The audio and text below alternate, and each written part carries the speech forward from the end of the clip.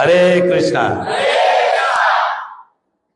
మనం ఇస్కాన్లో ముఖ్యంగా హరే కృష్ణ మంత్రం జపించమని 4 దుర్వ్యసనాలకి దూరంగా ఉండమని చెప్తూ ఉంటాం. మాంసభక్షం లేదు, వ్యభిచారం లేదు, జూతం లేదు, మద్యం లేదు. మామూలుగా ఈ స్వాములంతా కూడా ఏదో ఒక మండలం అట్లా పాటిస్తారు, తర్వాత మామూలుగా వాళ్ళు చేసుకుంటూ ఉంటారు. కానీ అటువంటి సాంప్రదాయాన్ని భాగవతం ఖండిస్తుంది.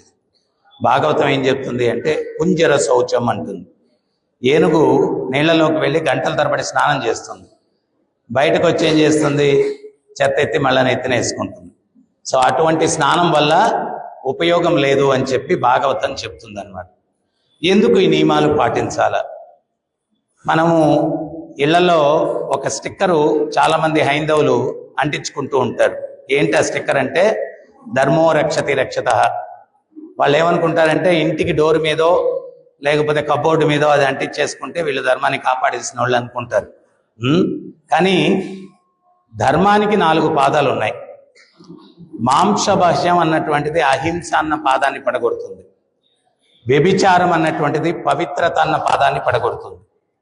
జూదం అన్నటువంటిది సత్యవాక్ పరిపాలన అన్న ధర్మపాదాన్ని పడగొడుతుంది. మద్యం అన్నటువంటిది తపస్య అన్న ధర్మపాదాన్ని పడగొడుతుంది. ధర్మహీన పశుహీ సమాన.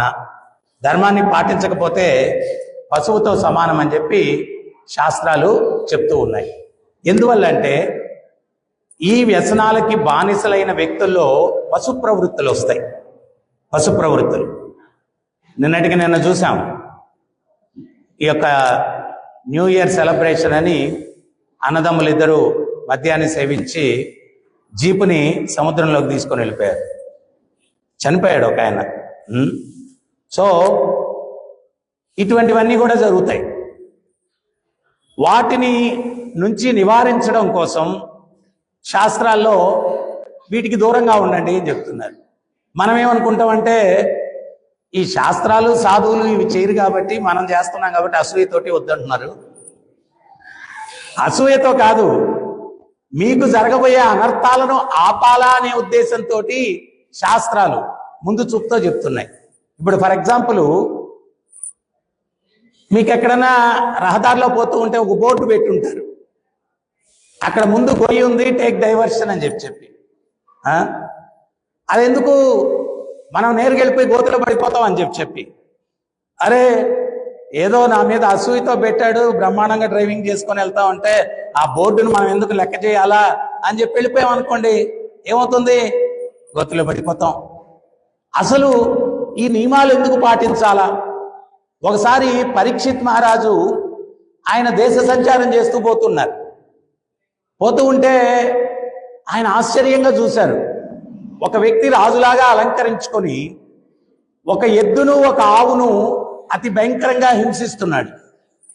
ఎద్దుకి 3 కార్లు విరిచేశాడు, ఆవుకి గాయాలయ్యి ఉన్నాయి. అది చూసి పరీక్షిత్ మహారాజు శుద్రుడై చాలా కోపంతో అస్త్రాలు తీసుకొని ఆ వ్యక్తిని శిక్షించడానికి సిద్ధమైతే అతనికి అర్థమైపోయింది, పరీక్షిత్తు అస్త్రం ఎత్తితే నన్ను రక్షించేవాడు ఎవడు లేడు అని. ఎవరు పరీక్షిత్తు? ఆ పాండవుల యొక్క వంశం నుంచి వస్తున్నాడు. సో అందువల్ల అది భగవంతుని సంపూర్ణ అనుగ్రహం కలిగినటువంటి వ్యక్తి. తల్లి గర్భంలోనే భగవంతుడు ఆయన్ని కాపాడాడు. సో ఈయన నుంచి నన్ను రక్షించుకోలేనని చెప్పి కపటంగా అయ్యా అందరికీ ఆశ్రయం ఇస్తున్నారు, నన్ను సంహరిస్తారంటున్నారు, క్షమించండి, నాకు ఆశ్రయం ఇవ్వండి అని చెప్పి శరణాగతుడయ్యాడు. శరణాగతుడైతే క్షత్రియ ధర్మం ఏంటి? శరణాగతుడైనటువంటి వ్యక్తిని శిక్షించకూడదు. సరే నువ్వు శరణు పొందావు కాబట్టి నేను క్షమిస్తున్నాను, వెళ్ళిపోయి ఇక్కడి నుంచి అన్నాడు. అంటే అయ్యా అందరికీ ఆశ్రయం ఇస్తున్నారు, నాకు ఆశ్రయం లేకుండా చేస్తారా, నాకు కూడా ఆశ్రయం ఇవ్వండి అని చెప్పి బ్రతిమాలాడు. అప్పుడు పరీక్షిత్తు తన రాజ్యంలో ఇటువంటివి జరగవని చెప్పి ఉద్దేశంతో ఇటువంటి ఆశ్రయం ఇచ్చినా వీడికి ఆశ్రయం లేనట్టేనని చెప్పి ఏం చెప్పాడు అంటే, అరే అబ్బాయి నువ్వు 4 ప్రదేశాల్లో ఉండొచ్చు అన్నాడు. ఏంటి ఆ 4 ప్రదేశాలు? ఎక్కడ మాంసభక్షం జరుగుతుందో, ఎక్కడ వ్యభిచారం జరుగుతుందో, ఎక్కడ జూదమాడతారో, ఎక్కడ మద్యాన్ని సేవిస్తారో ఈ 4 ప్రదేశాల్లో నువ్వు ఉండొచ్చు అని చెప్పి ఆ వ్యక్తి ఎవరు అంటే కలిపురుషుడు. ఆ వ్యక్తి ఎవరు అంటే కలిపురుషుడు. సో ఈ 4 ప్రదేశాల్లో నువ్వు ఉండొచ్చు అన్నాడు. సో వాడు కపటంగా ఈ పరీక్షిత్తు ఈ 4 ప్రదేశాలు ఇచ్చాడు అంటే నాకు ప్రదేశమే లేదు, అందుకని ఇంకొక ప్రదేశాన్ని ఇమ్మన్నాడు. అదేంటి అంటే బంగారు ఎక్కడ ఎక్కువగా ఉంటుందో అక్కడ నాకు అవకాశం ఇమ్మని చెప్పి అడిగాడు. బంగారు ఎక్కువగా ఎక్కడ ఆ 5 ప్రదేశాలు ఇచ్చాడనమాట. 5 ప్రదేశాలు ఇచ్చాడు. తర్వాత పరీక్షిత్తు వెళ్ళిపోయాడు ఈ భౌతిక జగత్తు వదిలిపెట్టి. కలి ప్రాబల్యం పెరిగింది. తర్వాత వ్యక్తులు ఏంటి అంటే అవగాహన లేకుండా, శాస్త్ర పరిజ్ఞానం లేకుండా, ఇంద్రియ భోగమే పరమార్థంగా భావించి విపరీతంగా మాంసభక్షము, వ్యభిచారం, జూదం, మద్యం, దానన్నిటి వల్ల ఏమవుతుంది అంటే కలిపురుషుడు వాళ్ళ ఇళ్లలో తిష్టేశాడు. ఎక్కడ ఇవి జరుగుతూ ఉంటాయో కలహాలు ఉంటాయి, కొట్లాటలు ఉంటాయి, కపట ఉంటుంది. కలి అంటే అర్థం ఏంటి? కలహానికి, కపటానికి, కొట్లాటలకి, కపటానికి యుగం అన్నారు. సో మీరు చూడండి, ఈ వ్యసనాలు ఉండే వాళ్ళల్లో కొట్లాటలు కామన్గా జరుగుతూ ఉంటాయి. తర్వాత కపటం ఉంటుంది, అబద్ధాలు. వీడు నా ఫ్రెండ్ని చాలా అర్జెంట్ పని, వాడికి ఏదో ఉంది, వాడితో వెళ్తున్నాను అంటాడు. ఫ్రెండ్ దగ్గరికి అర్జెంట్ పని ఏం లేదు. అబద్ధం కదా అది, కపటం కదా అది. ఇంకా ఈ 4 వ్యసనాలు ఉన్నటువంటి వ్యక్తులు ఉదయం లేస్తే సాయంత్రం వరకు కొట్లాటలు ఉంటాయి, కపటం ఉంటుంది. ఎందువల్లంటే వాడు గొప్పగా చెప్పుకోగలరా? అబద్ధమే చెప్పాలా ఈ తప్పుడు పనులు చేసేటప్పుడు. సో అప్పుడు కలి ఖచ్చితంగా అక్కడ ఉన్నట్టు అన్నమాట. సో అందుకని మనిషి శాంతిగా ఉండాలా అంటే, ఆనందంగా ఉండాలా అంటే ఆ కలిపురుషుడి నుంచి మనిషిని దూరం చేయాలా. అందుకని స్వామి ప్రభుపాదుల వారు విశ్వవ్యాప్తంగా ప్రచారం చేశారు. ఏంటి అంటే మీరు వీటిని వదిలేయాలంటే ఉన్నత రుచి ఉండాలి. సైకిల్లో పోయేవాడికి సైకిల్ వదిలేసి నడిచిపోరా అంటే పోడు. స్కూటర్ ఇచ్చి సైకిల్ వదిలేయమంటే అయితే పెట్రోల్ కూడా ఇస్తాను అనాలా, అప్పుడు వదిలేస్తాడు. సో అట్లాగే అధమ రుచుల్ని వదిలిపెట్టాలా అంటే ఉన్నత రుచి అలవర్చుకోవాలి. సో స్వామి ప్రభుపాదుల వారు ఏం చేశారు? ఉన్నత రుచి ఏంటి? పరతత్వం అన్నారు. పరతత్వం అంటే భగవంతుని తత్వం. ఈ భగవద్గీత, భాగవతం ఇవన్నీ ప్రపంచానికి ఇచ్చారు. తర్వాత భగవత్ నామాన్ని ఇచ్చారు. ప్రపంచం అంతా భగవత్ నామాన్ని ఇచ్చారు. ఆ నామాన్ని జపించడం వల్ల అప్రయత్నంగా వీళ్ళు ఏం చేశారు? ఒక్కొక్కటి వదిలేశారు. స్వామి ప్రభుపాదుల వారు అమెరికాకి వెళ్ళినప్పుడు పార్కులో కూర్చొని ఆయన నామం చేస్తున్నారు. హరే కృష్ణ హరే కృష్ణ కృష్ణ కృష్ణ హరే హరే హరే రామ హరే రామ రామ రామ హరే హరే.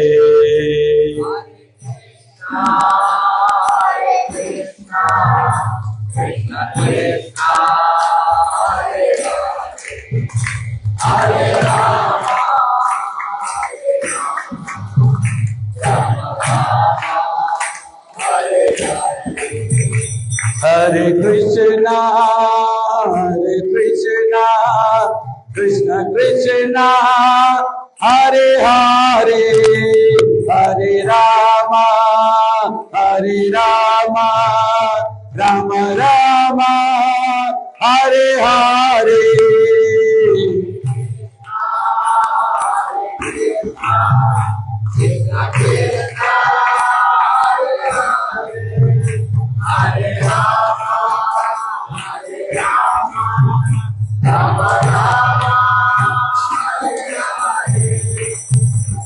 ఈ మధ్య రోజు చెప్తా ఉన్నాను, వరల్డ్ హెల్త్ ఆర్గనైజేషన్ ఒక డిక్లేర్ చేసింది, రోజుకు 70 సార్లు చప్పట్లు ఎవరైతే కొడతారో హృదయానికి సంబంధించిన రోగాలు రావు అంట. మన పూర్వీకులు సాయంత్రం అయితే దేవాలయానికి వెళ్ళి అక్కడ భజన జరుగుతుంటే కూర్చొని చప్పట్లు కొట్టేవాళ్ళు. అప్పుడు హాస్పిటల్స్ యొక్క అవసరం అంత ఉండేది కాదు. ఇప్పుడు మనం చప్పట్లు కొట్టడం మానేసాము, గుండె కొట్టుకోవడం మానేస్తా ఉంది.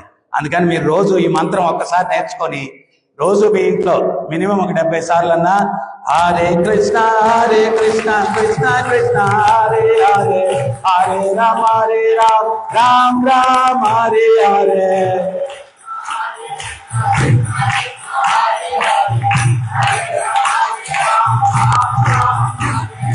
హరే కృష్ణ కృష్ణ కృష్ణ హరే హరే హరే రామ రామ రామ హరే హరే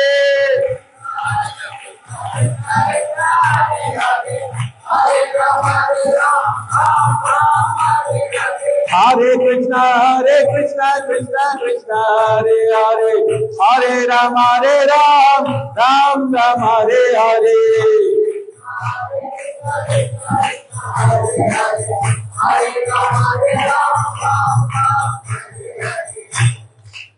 స్వామి ప్రభుపాదులు వారు ఒకసారి ఉపన్యాసం ఇచ్చిన తర్వాత ఒక వ్యక్తి లేచి అడిగాడు, భారతదేశం నుంచి వచ్చిన సాధువులు ఏదో ఒక మ్యాజిక్ చేస్తారు, మీరు చేయలేదు ఏంటి అన్నారు. అప్పుడు ప్రభుపాదులు వారు అన్నారు, నేను చేసిన మ్యాజిక్ సృష్టిలో ఇంతవరకు ఎవరు చేయలేదన్నారు. మేము చూడలేదే అన్నారు. అప్పుడు ఆయన చెప్పారు, నా ముందు కొన్ని వేల మంది అమెరికన్లు యూరోపియన్లు మీరు కూర్చోన్నారు, మీకు బోడి కొట్టి పిలక పెట్టి కట్టు పొట్టు నడవడిక రాక్షసులు లాంటి మిమ్మల్ని సాధువులుగా మార్చాను, ఇంతకన్నా మ్యాజిక్ మిరకలేదు. సో ఉంగరాలు సృష్టించడం, వాచీలు సృష్టించడం కాదు కావాల్సింది సొసైటీకి, వ్యక్తి నడవడికలో మార్పు తీసుకురావాలి. మృగారి అని చెప్పి ఒక వేటగాడు ఉన్నాడు. ఆడు జంతువుని సగం చంపి గిలగిలా తన్నుకుంటుంటే చూసి ఆనందించేవాడు అనమాట. నారదుముని ఆ మార్గాన్ని పోతూ ఉంటే అది చూశాడు, జంతువులన్నీ సగం చనిపోయి గిలగిలా తన్నుకుంటూ ఉన్నాయి. అప్పుడు నారదుముని, వీడెవడరా దుర్మార్గుడు, ఏదో చంపేదేదో పూర్తిగా చంపేయచ్చు కదా, ఇటు సగం చంపేసి వాడు గిలగిలా తన్నుకుంటుంటే వీడేమి ఆనందం, పైచాచిక ఆనందం అని చెప్పి వాడి దగ్గరికి వెళ్ళి, ఏంట్రా బాబు చంపేదేదో పూర్తిగా చంపేయచ్చు కదా, ఏంటిది ప్రవర్తన అన్నాడు. అప్పుడు వాడన్నాడు, ఈ రకంగా సగం చనిపోయి గిలగిలా తన్నుకుంటుంటే నాకు ఆనందం అన్నాడు. ఓరి సాడిస్ట్ ఫీలో, అయినా ఇవన్నీ ఎందుకురా చేస్తున్నావు అన్నాడు. నా కుటుంబాన్ని పోషించుకునేదానికే అన్నాడు. అయితే ఒక పని చేయరా బాబు, నీ కుటుంబ సభ్యుల దగ్గరికి వెళ్ళి నువ్వు చేసే పాపాల్లో ఏమన్నా సగం పంచుకుంటారేమో అడుగు అన్నాడు. మనం మామూలుగా ఏమయ్యా అంత కకృతి పడి పాపాలు చేసి డబ్బు సంపాదిస్తున్నాం అంటే మనం ఏమంటాం, 4 రాళ్ళు వెనకేసుకుంటే ఉన్నారు కదా వాళ్ళ కోసం అంటాం. అయితే రాళ్ళు వెనకబడవు, నేను ఎత్తినే పడతాయి, అది అర్థం చేసుకోవాలి. సో వాడు భార్య దగ్గరికి వెళ్ళి అడిగాడు, ఏమే ఈ పాపాలన్నీ నీ కోసం చేస్తున్నాను, నువ్వేమన్నా సగం పంచుకుంటావా అన్నాడు. భార్య ఏమనిందంటే, కట్టుకున్న దానికి నువ్వే అనుభవించు, నేను ఎందుకు అనుభవించాలని. పిల్లల దగ్గరికి అడిగితే వాళ్ళు ఏమన్నారంటే, కన్నదానికి నువ్వే అనుభవించు, మేమెందుకు అనుభవించాలన్నారు. వాడికి అప్పుడు జ్ఞానోదయం కలిగింది. స్వామి, మరి ఇన్ని పాపాలు చేశాను, ఇప్పుడు నేనేం చేయాలా అన్నాడు. అరే భగవద్నామ సంకీర్తన చేసుకుంటూ జీవితం గడుపురా నాయనా అన్నాడు. అప్పుడు మనలో కలిగిన సందేహమే వాళ్ళలో కలిగింది. స్వామి భక్తి చేయి అంటారు, మరి ముక్తి అంటాం మనం.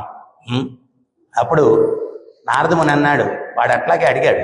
నారదముని అన్నాడు, అరే నాయన, అరణ్యంలో ఏనుగు తను తింటుంది రోజుకి ఆహారం, ఏం వ్యాపారం చేస్తుందిరా బాబు, భగవంతుడు దానికి ఇవ్వట్లేదా? దానికి ఇవ్వగా లేనిది నీకు ఇవ్వకుండా ఉంటాడా? శరణాగతుడైతే నామం చేసుకోరా బాబు, భగవంతుడు చూసుకుంటాడన్నాడు. వాడు ఒక చిన్న పన్న కుటీరం వేసుకొని భగవత్ నామం చేసుకుంటున్నాడు.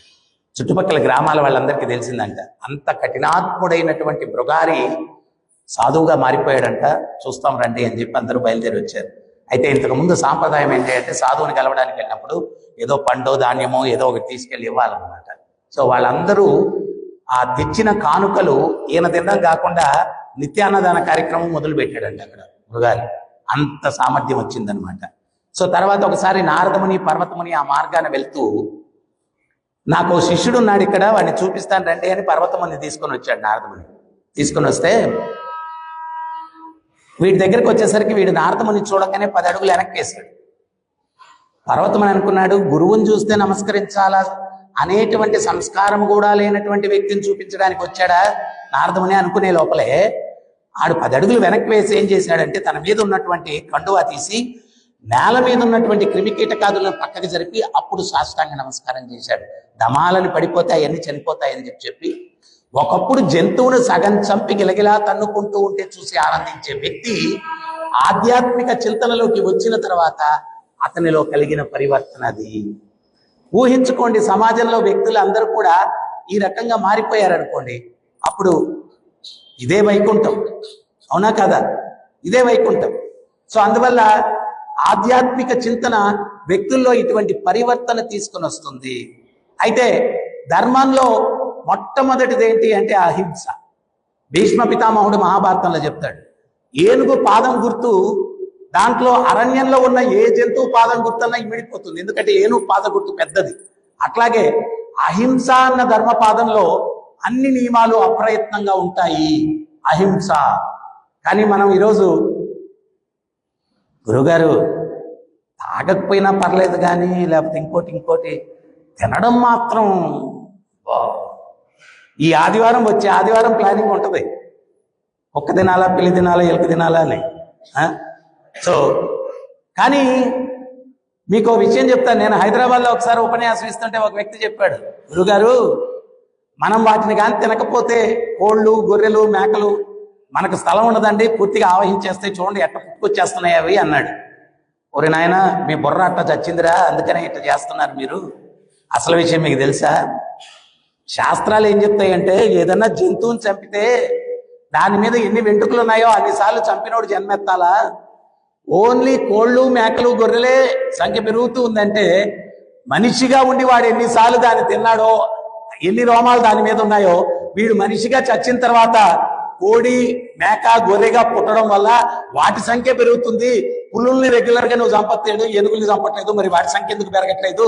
నువ్వు ఏదైతే చంపుతున్నావో దాని సంఖ్య పెరుగుతుందంటే కర్మ సిద్ధాంతం 100% పనిచేస్తుందిరా బాబు, ఇది అర్థం చేసుకో అని చెప్పి.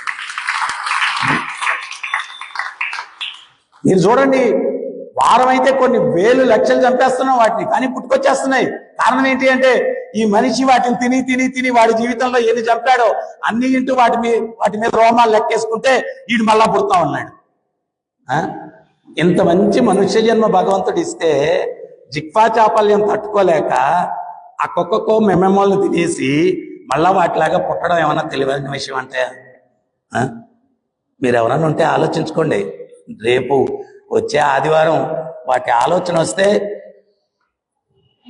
కోడి శరీరానికి మన తల ఉన్నట్టు ఊహించుకోండి తర్వాత జన్మలో, మేక శరీరానికి మన తల ఉన్నట్టు ఊహించుకోండి నెక్స్ట్ జన్మలో. అప్పుడు శుభ్రంగా ఏదో పత్రం, పుష్పం, ఫలంతో ఇది తినేసి బతికేస్తాం. అయినా ఈరోజు కృత్రిమంగా వాటిని కూడా పెంచి, క్యాన్సర్ డే రోజు మీరు టీవీలు పెట్టుకోండి, ప్రతి ఛానల్లో కూడా డాక్టర్తో ఇంటర్వ్యూ ఉంటుంది. ఏ డాక్టర్ అయినా కానీ చెప్పకపోతే చూడండి ఏం చెప్తారు, ఎక్కువ క్యాన్సర్ ఎవరికి వస్తుంది అంటే మాంసాన్ని భుజించే వాడికి వస్తుంది. ఎందువల్లంటే శాకాహారికి మాంసాహారికి డిజైనింగ్లోని తేడా ఉంది. దాని యొక్క ఇంటెస్టైన్, పేగు పొడవు శాకాహారిలో 7 ఇంతల నుంచి 9 ఇంతలు ఉంటుంది వాడి పొడవుకి, శరీరం పొడవుకి. మనం చిన్న పొట్టలో ఉన్నా కానీ చాలా పొడవు ఉంది లోపల. మాంసాహారికి 3 ఇంతలే ఉంటుంది పొడవు, భుజించగానే బయటకు వచ్చేయాలి, అది విసర్జన తొందరగా జరగాల. ఆ విసర్జన జరగకుండా ఎక్కువసేపు లోపల ఉంటే అది బ్యాడ్ టాక్సిన్స్ ను ప్రొడ్యూస్ చేసి లోపల కడుపుకు సంబంధించిన క్యాన్సర్లు వచ్చేదానికి దోహదపడుతుంది, బ్రెయిన్ ట్యూమర్స్ వచ్చేదానికి కూడా అది దోహదపడుతుంది. వియత్నాంకి అమెరికాకి యుద్ధం జరిగినప్పుడు వియత్నాం అడవి జాతి మనుషులు, కానీ అమెరికా ఓడిపోయే పరిస్థితి వచ్చింది. వాళ్ళు ఉపయోగించింది ఏంటి అంటే, మృత కళేబరంలో బాణాలు గుచ్చి ఆ బాణాలని అమెరికన్ సైనికుల మీద ప్రయోగించారు. ఆ మృత కళేబరంలో గుచ్చినటువంటి బాణాలు వాళ్ళకి తగలడం వల్ల ఒక విచిత్రమైనటువంటి విషరోగాలు వచ్చి వాళ్ళు కుప్పలు కుప్పలుగా చనిపోతూ ఒక సమయంలో అమెరికా ఓడిపోతేమో అనేటువంటి స్థాయికి వెళ్ళిపోయిందన్నమాట. ఈ రీసెర్చ్లు ఇవన్నీ ఏం చేయకుండా మన పెద్దలు ఒకటి చెప్పారు, దాన్ని అనుసరిద్దాం మనం. మన పెద్దలు ఏమన్నారంటే, ఆకులు తిన్న మేకలు కొండలెక్కాయి, మేకలు తిన్న మనుషులు మంచాలు ఎక్కారు అన్నారు. ఆకులు తిన్న మేకలు కొండలు ఎక్కాయి, మేకలు తిన్న మనుషులు మంచాలు ఎక్కారు రోగాలతోటి. సో అందుకని ఏదో భగవంతుడు చెప్పినట్టుగా పత్రము, పుష్పము, ఫలము, తోయం ఇవి తినేసి మన 7 కొండల స్వామి కొండల్ని గోవిందా గోవిందా గోవిందా గోవిందా గోవిందా గోవిందా అంటూ హ్యాపీగా ఆ కొండలు ఎక్కుదామా, లేకపోతే ఏ వార్డులో ఏ మంచమో బుక్ చేసుకుందామా, మన నిర్ణయం. సో అందువల్ల శాకాహారంలో ఎన్నో రుచికరమైన వంటకాలు ఉన్నాయి. హ్యాపీగా అవి తినేసి ఆరోగ్యంగా ఉంటూ, అంటే ఒక్కటి మీరు గుర్తించండి, భగవంతునికి ప్రీతి అయింది చేద్దాం మనం, అప్పుడు భగవంతుడు మనతో ఉంటాడు.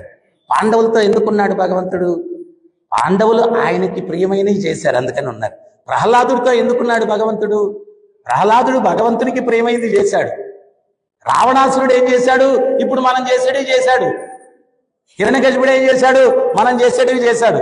భాగవతం చెప్తుంది, హిరణ్యగర్భుడు తాగినటువంటి మద్యం అంట ఎంత ఘాటుగా ఉండేదంటే ఆ నడుచుకొని వెళ్తూ ఉంటే బలహీనుడు ఆడి పక్కకి వెళ్తే ఆ వాసనకి మత్తులో పడిపోయేవాడంట. అంత బలమైనటువంటి మద్యాన్ని సేవించాడు. సో ఇవన్నీ కూడా రాక్షస ప్రవృత్తులు. మరి ఈ ప్రవృత్తులు ఉంటే భగవంతుడు వాళ్ళతో ఉండడు.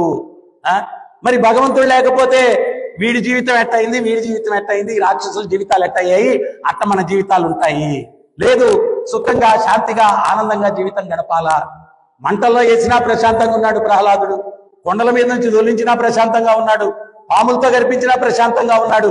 అటువంటి ప్రశాంతమైనటువంటి జీవితం మనకు రావాలా అంటే ప్రహ్లాదుని అడుగుజాడల్లో నడవాలా, పాండవుల యొక్క అడుగుజాడల్లో నడవాలా, ధ్రువుని యొక్క అడుగుజాడల్లో నడవాలా. మనమేమో రావణాసురుడు అడుగుజాడల్లో నడిచేసి, హిరణ్యకశిపుడు అడుగుజాడల్లో నడిచేసి, కుంభకర్ణుడు అడుగుజాడల్లో నడిచేసి నాకు చాలా ప్రశాంతమైన జీవితం కావాలి స్వామి అంటే ఎట్ట కుదురుతుందండి? కుదరదు. సో అందుకని మనం ఏంటి అంటే మహాజనానుగతానుపంత, మహాజనుల యొక్క అడుగుజాడలో నడాల. ఆ మహాజనులు ఎవరు అంటే ఈ భక్తులందరూ కూడా, ప్రహ్లాదుడు, పాండవులు, వీళ్ళందరూ కూడా మహాజనులు, భీష్ముడు, ఇటువంటి వ్యక్తుల యొక్క అడుగుజాడలో మనం నడవడానికి ప్రయత్నించాలి. సో నేను ఇందాక చెప్పాను, ఆ మృగారి వేటగాడు ఆయన సగం జంతువుని చంపేసి గిలగిల తన్నుకుంటుంటే చూసి ఆనందించేవాడు. తర్వాత క్రిమి కీటకాన్ని కూడా కష్టపెట్టకూడదని వాటిని పక్కకి సరిపి కండువాతో అప్పుడు సాష్టాంగ నమస్కారం చేశాడు. అటువంటి మార్పు మనలో కూడా కోరుకుంటామా? వద్దా? మీకు వద్దండి? కావాలా? రెండు చేతులు ఎత్తేసేయండి కావాలండి. హరే కృష్ణ హరే కృష్ణ కృష్ణ కృష్ణ హరే హరే హరే రామ హరే రామ రామ రామ హరే హరే హరే కృష్ణ హరే కృష్ణ కృష్ణ కృష్ణ హరే హరే హరే రామ హరే రామ రామ రామ హరే హరే హరే కృష్ణ హరే కృష్ణ కృష్ణ కృష్ణ హరే హరే హరే రామ హరే రామ రామ రామ హరే హరే. మనం బట్టలు మాసిపోతే ఉతుక్కుంటాం, చైతన్యం మాసిపోతుంది. రకరకాలవి చూస్తాం, వింటాం, అన్ని అవన్నీ పొరలో స్టోర్ అవుతాయి. అది కానీ మనం ఏ రోజు ఆ రోజు కడుక్కోకపోతే అది దుర్గంధం కొట్టిస్తుంది మన జీవితాన్ని. అందుకని నామం చేయడం వల్ల ప్రహ్లాదుడు చెప్తాడు, నీ నామం ఎంత శక్తివంతమైందయ్యా, నామరూపంలో అందరి హృదయాల్లోకి ప్రవేశించి ఆ హృదయాలను ప్రక్షాళనం కావిస్తావు అంటాడు. సో అందువల్ల రోజు నామం చేయాలి. నామం ఎందుకు అంటే మనశుద్ధికి, ఆత్మశుద్ధికి, హృదయాన్ని శుద్ధి చేసుకునేదానికి భగవత్ నామం చేయాలి. ఏదో ఇది కృత్రిమం కాదు, మెకానికల్ కాదు.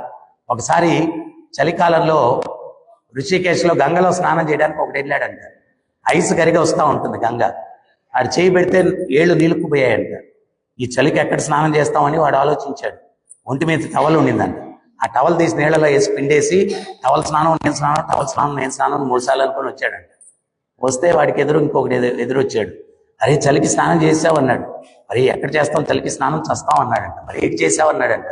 టవల్ నీళ్ళలో వచ్చేసి టవల్ స్నానం నేను స్నానం 3 సార్లు అనుకొని వచ్చేసా అన్నాడు. వాడు వీడి మీద చేయబెట్టి నువ్వు స్నానం నేను స్నానం, నువ్వు స్నానం నేను స్నానం అన్నాడు. ఇటువంటి స్నానం వల్ల శుద్ధి జరుగుతుంది.